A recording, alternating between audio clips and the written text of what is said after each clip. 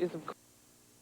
Now, in keeping with this seasonal theme, we're going to be reviewing the Christmas videos. To aid me in this task, I have two of the most famous women in rock and roll. On my right, I have Siouxsie Sioux from the Banshees. And on my left, I have Whitty Houston, who's made it here tonight from the States. Now, the reason we've got Whitty here is because Nick Rhodes was supposed to be with us, but at the moment, he seems to be stuck in a snowdrift. But if he does join us, you will see him on the sofa next to Whitty. But Whitty, I appreciate you coming in tonight. Coca-Cola, thank you. Yes. So have you been doing any great campaigns recently? Well, I've been hanging out on the West Coast mostly, with Madonna and Bruce Springsteen and Ronald and Nancy Reagan quite a lot, recording my new album, Coca-Cola, which is all about Coca-Cola, funnily enough. Fabulous. And Siouxsie, on to you now. Are you a fan of Christmas, Siouxsie? You look very Christmassy, I say.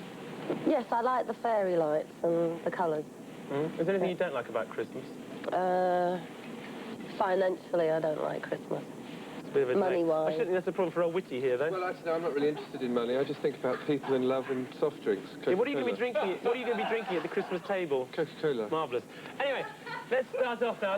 Let's go back in time. 10 years back to Christmas past, when Boney M had a #1 with Mary's Boy Child, which they've re-released to promote their album of greatest hits, which comes out in the new year with a brand new video.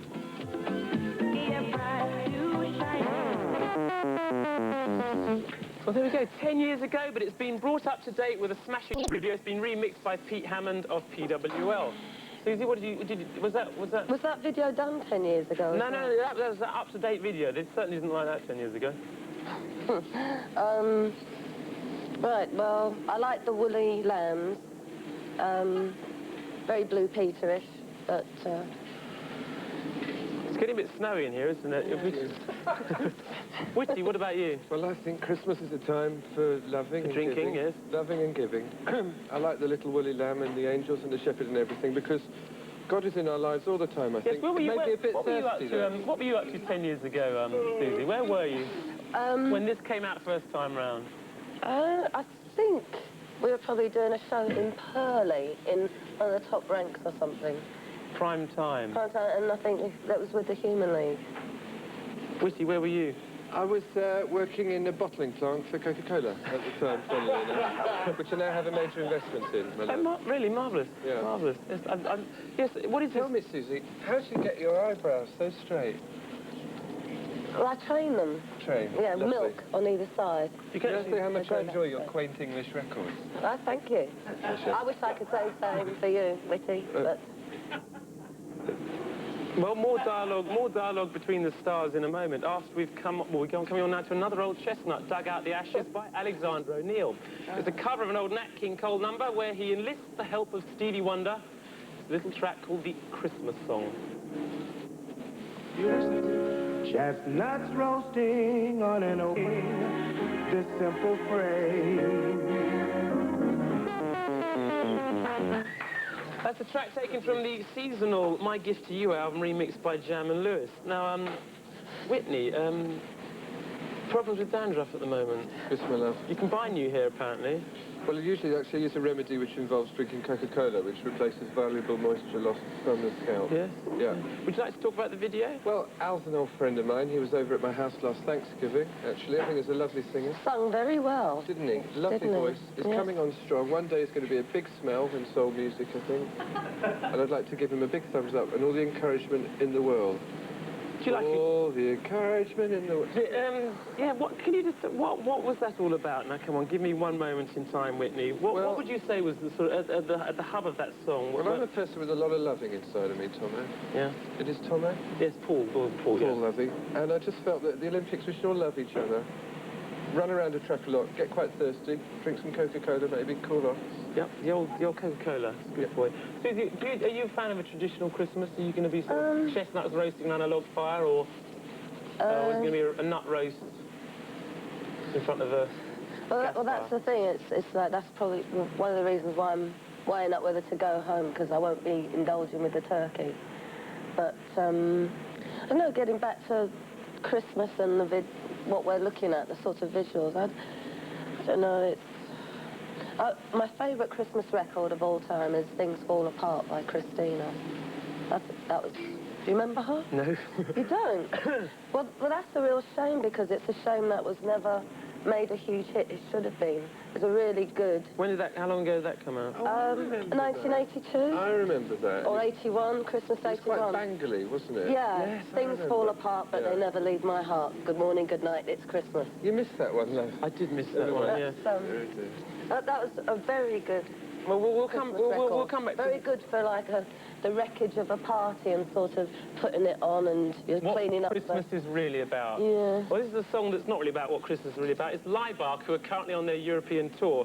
They recently did a cover of the Beatles' Let It Be album, which they've released this track across the universe with the voice of Anya from the Opus Dei Choir. Words are flying out like endless rain into a paper cup. They flitter while they pass their sleep away across the universe.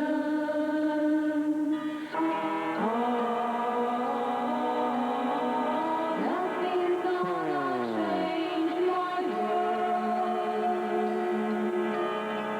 Nothing's gonna give up.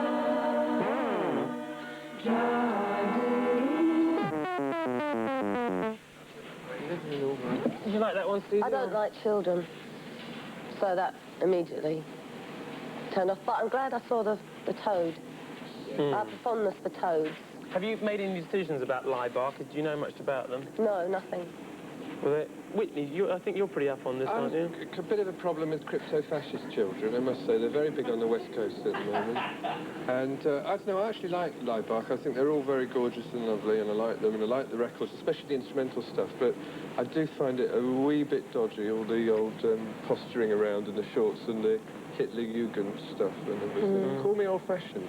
Call me an old fascist? Yeah, no, old-fashioned, Oh, yeah. I'm not interested in politics, really. More interested in, like, soft drinks. They should be kept out of music, shouldn't they, really, Whitney? They should, yeah. Absolutely. Politics, Soft they just don't mix. They don't mix at all. What do you think, Susan? Well, Well, I really don't know anything about them. You know, I've been touring America. I don't know, you come back and, like, I really don't know anything about them, to be honest. well, you know a little bit more now, then, don't you? Were they in that video? No, they weren't. Actually, the guy appears right at the end when he makes... They weren't the little boys, were they? No, they're big, gruff... Oh, damn. Yeah, Aryan sort of... Yeah, All okay. right.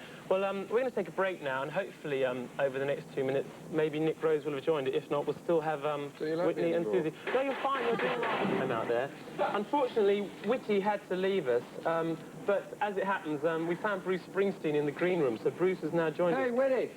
Ciao for now. Great to have you here, Bruce. What are you up to at the moment? I've kind of been touring. Around the world, selling a lot of T-shirts, helping a lot of Have people. you met Susie? Hi, Susie. Yeah, we met in Munich. Yeah. We've never met before, We've never met. actually. We've No. never met, met but I've before. loved your music for many years. You look a bit different 20 from years. the way you look on stage. Yeah, well, people often say that. I'm actually, you know, you do look very different when you're off because it's just kind of make-believe, really, and I'm a straight-up kind of guy. Well, you know, photographers do a lot for you, you know. Yeah. I mean... Shit. Yes.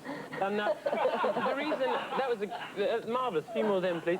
Now, the reason why we're here, Bruce, is, of course, we're about the Christmas videos, but what everyone has been grabbing for is the Christmas #1. I know you've not made an entry this year, but there's no use in trying anymore, everybody, because it is Christmas Eve, and the Christmas #1 has gone... Christmas #1 of 1988 has gone to Cliff Richard with his 99th single, a song you obviously all love. It's Mistletoe and Wine. Child is a king, the carolers sing, the oil and wine. Oh, good old... Well, good from old... On the Beach to... On the Beach, that was a cracker. That was yeah, a long that time appearance. ago, though. Yeah, I think not up to scratch after his involvement in On the Beach, but I hadn't seen that before, so I did let it Run for as long run as... for as long as need be. Well, I've worked with Keith Richard quite a lot in the past. Out with the Stones on stage, Altamont and all that, and it is obviously off the piss and looking well. Didn't really think too much of the song. A bit more guitar, perhaps. He's endured, though, hasn't he? He's stuck around. 99 hit singles. Yeah, I know. Most of them were with the Rolling Stones, of course, but glad to see him doing so well. To what would you attribute his longevity? God, guns and guts. And the change of blood. that as well. Yeah. Serious dialysis. The Betty Ford Clinic. All of these things. Do you think, though, that if it wasn't Christmas, Cliff could still have a #1, Siouxsie? No. Is it quite a recognised thing, though, for the record business to, like, cash in on the Christmas bit? Yes, it is, and that... I don't know, and I think in particular they tend to go for what they think is a Christmas song or #1, and they do push that, which is why no one's ever heard of Christina's Things Fall Apart. And there are other records that are released, I think, that are better. Are there sort of recognised sort of musical bandwagons throughout the year, like, oh, must release a single at Christmas or at Easter or beginning of the summer, or, do you know what I mean? Well, I like events. I mean, personally, we released a Christmas song, but it wasn't obviously attributed to a Christmas song, so, you know, it didn't mention mistletoe or jingle bells What did it or mention? Father What was Christmas. it about? It's where it all began, Israel. Oh, right, yeah, I know that one. Yeah, Israel, Tomo. Yeah, I know that song. And that sort of Noel, Happy Noel, you know, rather. No, I was just saying I remember the song, actually, Bruce, but you probably wouldn't have done. I've got some talking plastic in my mouth. Talking of musical bandwagons, on last week's video view, you might have seen Cat Among the Pigeons by Bros. That was part 1 of a 2-part video, part 2 of which you're about to see. The story so far. Now, Matt has left home because he can't bear arguing with his parents. I got the... His parents discover he's missing and they call Luke and Craig to talk to them. Luke and Craig then go out looking for Matt. Matt's all alone. He wonders what he can do. Now, Luke and Craig are out in the white MG. Matt's sitting there. You've got some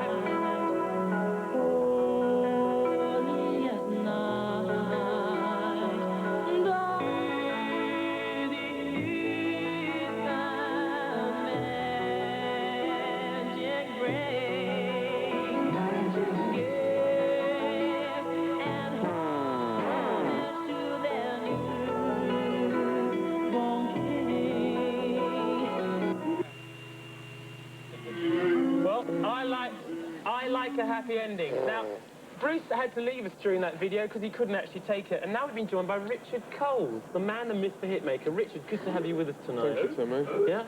Well, you look as good as you do in your pictures, I can you say. certainly do. You Not match unlike up these to other pretenders to the throne. Well, that's what David Bailey said, actually. Yeah. Really. But let's get back to what we've just seen then, Bros. Silent Night, a fitting tribute at Christmas. Yeah, very shrewd, a very shrewd move. I can see the attraction of young. I mean, the main thing is that young girls are mad about them, and I can see that. But I don't know. I just find it all just too obvious. What do you think? You know, and maybe I'm past commenting on anything like that because I was never into, you know, the Osmonds that were before or your David Cassidys or anything like that. So. Well, I unfortunately can see the attraction for older men, as well as younger girls. And I'd just like to go on record as saying... Declare your love for Matt now, go on. Can I just say that Bros are probably the finest band in the world. I've got all their records, and some of them I even paid for. So what about this idea of taking him and shooting a video in a church just to sort of make the money bit? I don't know, kind of give it, if you want to offend a Christian at Christmas, I suppose you give them that. No, but I mean, seriously though, within the bounds of what's tasteful, do you think they've pushed it? Well, I think they've done it tastefully. I mean, they haven't been distasteful with it. And it's obvious, heartfelt. They don't, you know, they're not old enough to be cynical about it. But probably the thing, what's behind them is very ugly. What do you think that is? Pushing them? What's well, pushing them? With anything like this is that management. famous charitable institution, CBS Records, that we all know. Record company. But it certainly has been the year of 1988. It's been two things: the year of Stock Aitken and Waterman, and the year of Bros. Donny Osmond a few months ago. I prefer Bros. Yeah, well, me yeah, too. we can all say that. Donny Osmond a few months ago said he'd give them 6 months. How long would you give Bros before it ends? Haven't they ended? Oh, sorry. I haven't seen the paper. Oh. I don't know, and I don't care, because I think the point about a band like that is not how long they last. It's not, how, you know, whether they go on to graduate to live in tax exile in Los Angeles, along with Whitney and Bruce. It's, I don't think anyone expects them to. No, and why should That's they? not the point of it, Yeah. I don't think. They're going for, you know, fast marketplace, boom, boom, boom, boom. I'm sorry, Susie, we're talking to a man who only likes the sugar cubes. No. I thought the melodies in that song were second to none. But 1988 has been an important year for you because you've come back. Well, what's going to happen in 1989 for both of you? Got any big plans? Well, we're going to have a baby. It's the big plan at the moment. Yeah. I'd like to share that with you. What? You're having the baby, I'm though. having the baby. Yes, that's The new Australian techniques pioneered out there. The seahorse technique, you know. If You Nick, make a Rhodes, little pocket. if Nick Rhodes were here, what would you think be his? What would his plans be for 1989? Do you think? To probably apply for your job, Tomo. Never sit with another presenter. Well, no, seriously, what's going to happen to Susie and the Banshees in 1989? Probably recording straight away, pretty much. We were going to be going back to America. There was a huge demand for us to go back to America and do some more concerts. A lot of that is because there's so much more for live work. There's just so much more response and reaction over there. A final question. You can give me a yes or no. Do you think the music business has responded well to Christmas this year or not? Yes or no? It's the same as ever. Plus ça change, plus c'est la même chose. Absolument. Well, there you go. Another exciting edition of Video View comes to a close. But as I think you all know by now, it's Christmas, so that's some consolation, isn't it?